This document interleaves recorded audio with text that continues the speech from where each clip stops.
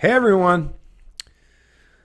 Wow, this identity politics, and I'm sure you've heard me say it in past videos, but I used to wonder years ago, and I pondered on it all the time, how in the heck, whether it's under the regimes of Stalin or Mao, Mussolini, or Hitler, but how did this socialist stuff, how did it come to rise to be such a dominant force in the world?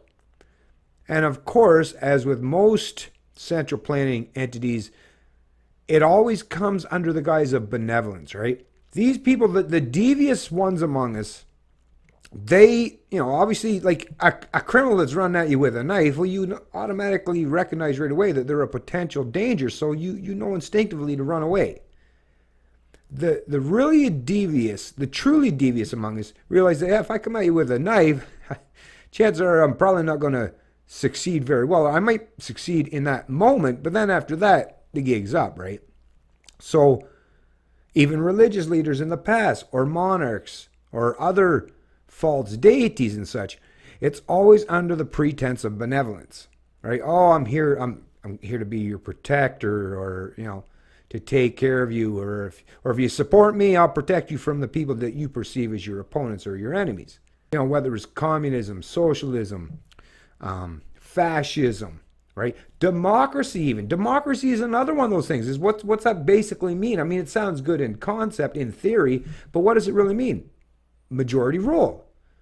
And to have a democracy means someone or some people, some group, whether it's a majority group or a minority group, it still means people get to rule over the rest of the people in that particular geographical landmass or country. So I reject all that stuff completely because I realize it's just a continuation on that race to the bottom. Where, I mean, there's some small benefactors, some people that will benefit from that divisive kind of endeavor, but because I recognize the individual, and that's what libertarian's all about. We recognize the individual. So I want to judge people based on their particular individual actions, right? And I don't care what you think in your mind. It's how does that translate into how you deal with things in your life? How do you get from point A to B? Do you do things without using force and violence or the pretense of being a ruler or theft or wealth redistribution? Because if any of those aspects enter into the equation, I'm going to reject it because I realize that's inherently immoral. Fortunately, as a young man, I was raised in a religious family, and even though today I reject most of the narratives and a lot of the stuff that was established in the particular religion of Christianity that I grew up in, I realize that there's some actually great fundamental moral teachings contained within them. Just like I suppose you can see that about a lot of religions. But that's why I reject the concept, right? I don't believe in just following through just because someone wrote things down on parchment or paper, that because I identify with some of the good things or some of the good aspects of those teachings, I'm not going to fall in line and just become part of your team. I'm not going to say, yeah, I'm just a Christian for the sake of being a Christian. I just consider myself a human that recognizes instinctively is humans do need some kind of moral authority, right? I mean, not all humans. Some of us don't, right? We recognize that some of us are going to grow up and be just moral, good, upstanding people, maybe without any pretense of having a particular authority, although you had to get to that point somewhere along the line. So, that's open to interpretation, and that's a debate that should and could take place. But the most important thing to me is once we allow humans to fall into that realm of mysticism, is we know it can be used for good and we know it can be used for evil. So my pretense, my understanding of things is, and my philosophical endeavors is take all the good, weed out the bullshit, especially anything that has to do with contradictions, right? It's like if we're supposed to be benevolent, like don't hit, don't steal, right? But yet you allow some entities, like governments, right? And the politicians that pretend to speak on your behalf or are your authority, if they have the exception to the rule, or they're the ones that get to create the rules, and the rules can change. That's the other thing. If the rules can change, then they're not really principles at all.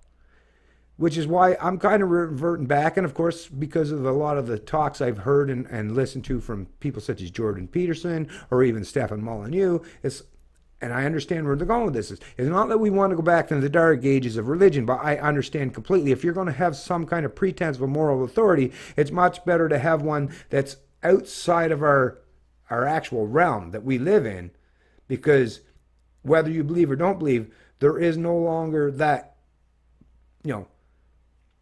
like God. Show me an example where God has actually come down, where someone has actual real evidence where God has used the belief in that particular God to cause real harm to people. I mean, some people might say, "Oh, the floods," but there's no way you can prove that. There's no cause and effect correlation in reality. So if you have to have a moral authority, which I believe humans do, because like I say, although some of us can come to terms with that maybe without having that constantly hammered on a continuous basis, maybe turn to philosophy, objective reason, and logic, but because most humans are not quite on that level, and we have to recognize and realize that we're not all created equal. We don't all think equally, right? Our opinions, even our ideologies, are varied in a substantial amount. So to me, the biggest thing is reject human authority, right? Because we know humans are infinitely fallible, and they keep changing the rules and moving the goalposts continuously. Whereas at least the concept, just like with math or with gravity, as long as it stays universally consistent with no abstract exceptions, then that's something that I can get behind and support. That's why I chose, even at 46 years of age, I would prefer to go with like the 10 Commandments or the Golden Rule, or like the live and let live mentality, which basically was something put forth and presented throughout the Bible and the Christian narrative. So I would prefer that than any land-based deities or central planners or rulers, right? Because I recognize the inherent fallibility of humans, and not of all humans, but we don't have any way to prove which ones are good or which ones are bad. There's just no way to know that. And if you look at it, if there's a situation where the bad people have some platform or entity that they can join, of course they're going to use that as the umbrella for their benevolence. But in reality, if it's a way that they can use to control or dominate other people around them, well, we've seen it time and time and time again, without one exception, where it fails humanity, fails morality, fails justice, fails proper legality in every sense of the word. This is an article out of CBC News from Nova Scotia. Alt-right group posts names, photos of potential dangerous Cornwallis protesters. 28 people doxxed by National Socialist group, some labeled as mentally ill. So these alt-righters apparently are even, I guess, being a little bit emboldened to admit what they're talking and what they promote, which is National Socialism. And like I've said in past videos, when you wonder how these National Socialists from these countries in around the world in the past, how they got to that, to rise to power, and I mean, they all were voted in, right, democratically. And you used to wonder, how could so many people support them? When you see the throngs of people, hailing Hitler or supporting Stalin or Mao, it's like, oh, I see how it comes. I see how it happened. It was under the guise of benevolence and all being about nationalists. Hey, you look like me, so we're one big happy family, right? And we used the fourth wealth redistribution model to help each other. So we seem to come across as benevolence, but if you steal, right, from one person to give to another, that benevolence is a failure, right? It's a complete failure in the moral sense, and that can't be denied. But National Socialism, and if you look at it today, they're calling some of these ones, and they may very well identify as alt-righters, because of course some right-wingers, and of course I realize now too, it's predominantly reactionary, especially for the ones that are perceived as right-wingers or the strong man, right? So it was in opposition throughout history. It was in opposition, like the Russian revolutions didn't just happen out of nowhere, right? The communist regimes didn't just prop out of nowhere in China or Russia, or the socialist regimes under Mussolini or Hitler. They didn't just come out of nowhere. It was a reaction, obviously, to something those people perceived as oppression of them, right? So whether it was the Jews or the capitalists, right? Because, I mean, National Socialists, a lot of them back in the day, they were mostly against capitalism. So it was always reactionary. National Socialism came as a reactionary measure against people that they perceived as their enemies, their opponents, right? Or people that they perceived as their oppressors. These alt-righters, or even some of the Trump supporters, I would imagine very much are National Socialists. That's a true statement in every sense of the word. It's hard for especially people on the right side of the political spectrum to accept, but even people like Harper. I mean, Harper was all about socialism, right? In Canada, and he was a nationalist. Was he a genuine conservative? I don't know. Maybe some small portion of some of the thought processes that run through his head might have been, but he was a National Socialist, which short term for that is a Nazi. And I know no one likes to hear that term. Hey, that's just the reality. But what it is if you can remove yourself from the political left-right, because that's what politics does. Divvies up, and identity politics, for sure, it's all about oppressors and victim, victor and oppressor. That's how they divvy up the population and get people behind them. And if you get enough people to look at their opponents as their oppressor, well, they can automatically become the new oppressor, but they don't believe they're the oppressor. They just believe that they're doing the right thing against their perceived oppressors. This is how this stuff comes to fruition, folks. This is just reality. And in a way, I'm kind of happy that this is being pointed out to a certain degree by the CBC. But I mean, CBC, think about it. The people that work for CBC are National Socialists. CBC, Canada's Broadcast Corporation. It's a corporation and it's nationalist, Canada, hello. And how do they get their money? How are they funded? Through socialism, through the forced wealth redistribution model. But they won't ever point that out to you, right? Like I say, they're going to pretend that they're the benevolent and point out the people that they perceive as the oppressors. This is where this identity politics, this is where it leads you, folks. And it's that race to the bottom that I'm telling you don't want to participate in. Well, let's get to the actual, some of the content within this article. A group of self-described National Socialists in Nova Scotia has posted personal information about people who have shown interest in protests calling for the removal of an Edward Cornwallis statue in Halifax, labeling them as potentially dangerous. Cornwallis was a governor of Nova Scotia. In 1749, he issued a so-called scalping proclamation offering cash bounty to anyone who killed a Micmac person, First Nations or Aboriginal. On Saturday, a large crowd protested around the statue and demanded the likeness of Halifax controversial founder be removed from the downtown park. Well, that's the thing. Once you remove all these things in history that tell you that you should stand up against this stuff, I mean, these people, they're even faltering in their own ideology and their own concept of freedom. Is if you remove that from historical documents or from reality, what do you have to point out? Like, you're trying to point out these people, but if you remove these people, these bad people that you perceive as bad or central planners or rulers or dictators or authoritarians, well, if you remove them from the occasion, who are you going to point to in the future as being your oppressors, as being genuine oppressors? So this is just such a failure on so many levels, but let's get on. On Saturday, a large crowd protested around the statue and demanded the likeness of Halifax controversial founder be removed from the downtown park.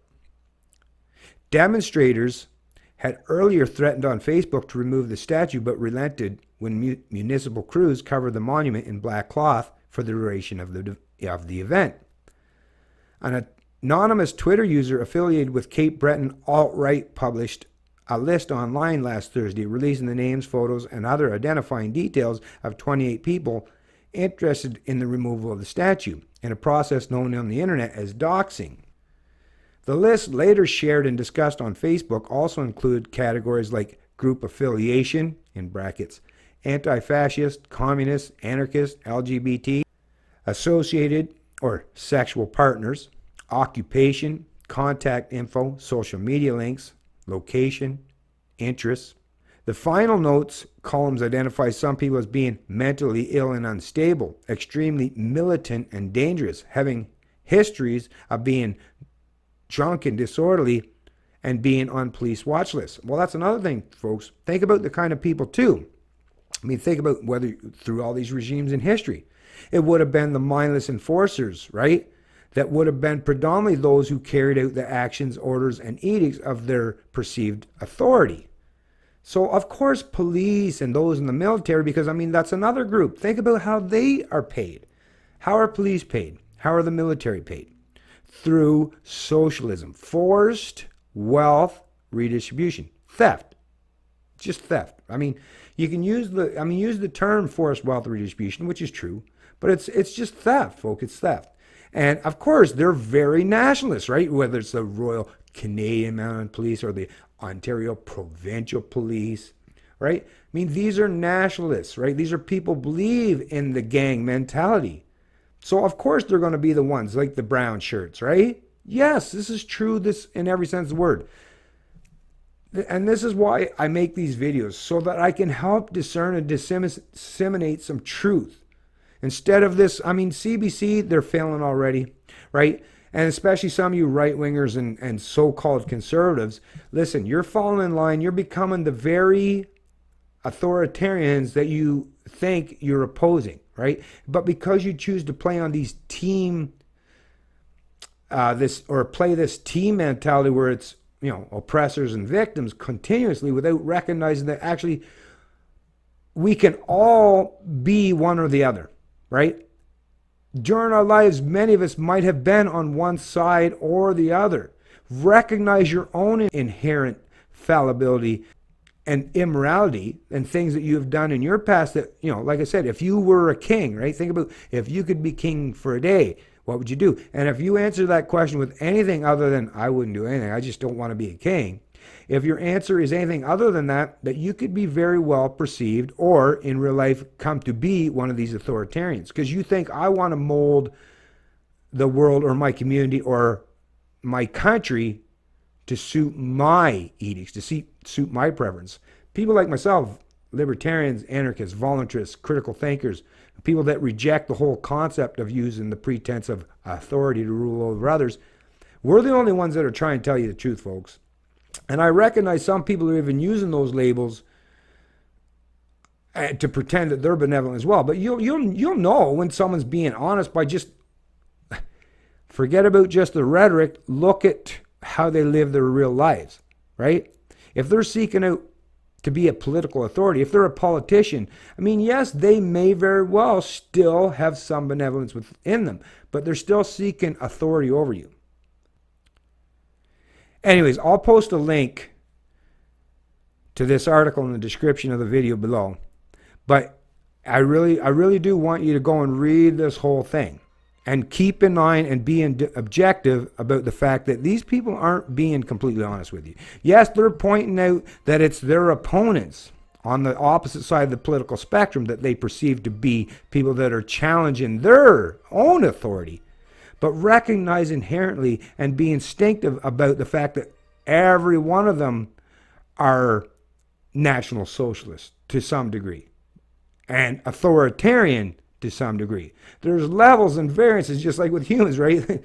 Not everyone wants to throw people in ovens or use gas chambers, but it's the psychology, it's the mentality. If they're authoritarian in nature, you need to reject all these people, whether they identify from the left side of the political spectrum or the right side, or really on the political spectrum on the big stage at all. This is the part why I don't even get in line. I won't even align with political libertarians. They use the term libertarian, but they're seeking authority over others, which is why I reject them, which is why they're even, a lot of them hate me just as much people on the political left and the political right. It's Canadian Libertarian, and I love liberty.